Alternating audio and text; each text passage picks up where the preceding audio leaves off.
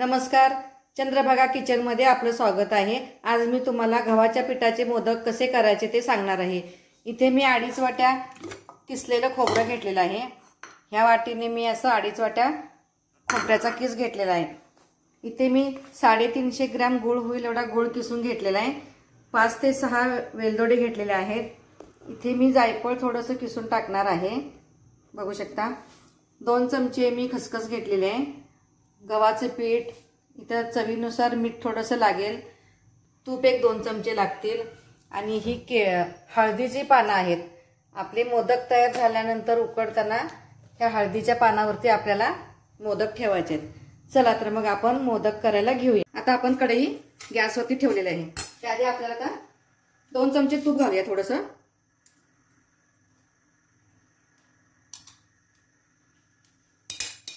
आणि हे खोबरं आता आपण खमंग असं भाजून घेऊया तुपात 1-2 मिनिटं।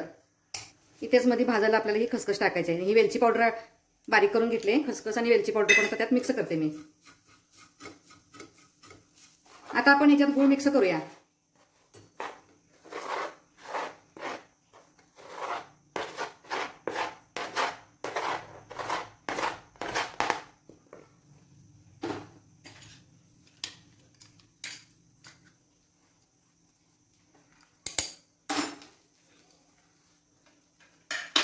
आता हे सगळं एकत्र मिक्स करून घेऊया, आपण एकजीव करून घेऊया सारण हे सगळं। आता मोदक कसं गोड असेल तरच ते खायला छान लागतंय, म्हणून मी जरा जास्तच गूळ टाकलेला आहे पूर्ण। आता ह्याच्यामध्ये गूळ आपण वितळू देऊया। आपण लगेच जायफळ पण किसून घेऊया त्याच्यामध्ये।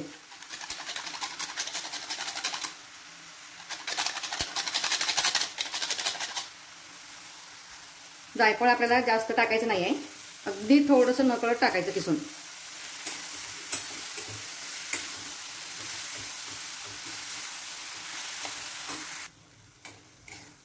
आता आपलं हे पूर्ण गूळ याच्यात विरघळलेलं आहे। आता हे एकजीव सगळं झालेलं आहे।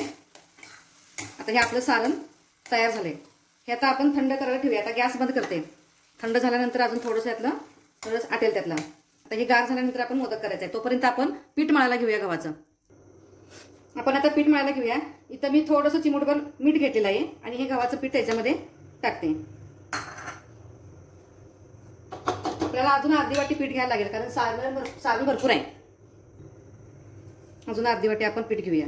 त्या पिठात तुम्ही तूप पण घालू शकता। आता हे मळून घेऊया आपण छानपैकी असं।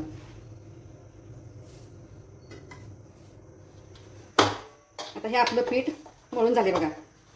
जास्त पातळ मळायचं नाही, जास्त घट्ट पण नाही, हे असं मध्यम ह्याच्याने आकाराचे मळून घ्यायचं आता आपल्याला।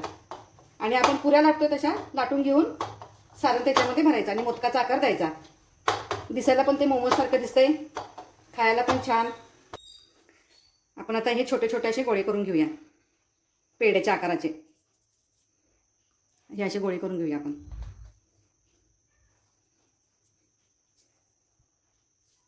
असं पिठात घोळून आता लाटूया आपण पुरीसारखं। पुरीच्या आकाराचं आता आपण लाटून घेऊया।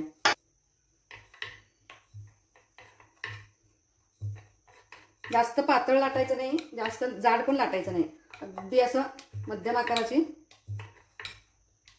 लाटायची ही छोटी पोळी। आपण त्याच्यामध्ये हे सारण असं भरून घेऊया। 1 ते 1.5 चमचे असे सारण भरून घेऊया आणि आपल्याला तसं त्याचे आकार मोदकाचा आकार तयार करून घेऊया आपण।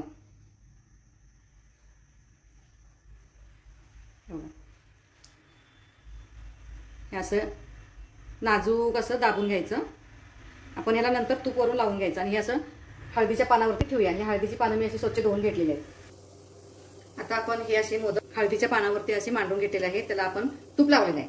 आणि इथं कढई मी ठेवले, कढईत 1 लिंबू टाकलेला आहे, म्हणजे जेणेकरून ही कढई काळी पडू नये। आता हे 15-20 मिनिटांसाठी आपण हे ठेवायचं आणि हे असं झाकण लावून ठेवायचं वरती। आता उकडायला आपण ठेवलंय। आपले मोदक आता उकडले काय बघूया। आता हे मोदक आपले शिजलेले आहेत। आता आपण गॅस बंद करूया, 5 मिनिटं झाकण ठेवूया। किती हळदीच्या पानाचा सुगंध किती छान सुटलेला आहे। आपण आता ही बाजूला काढून घेऊया।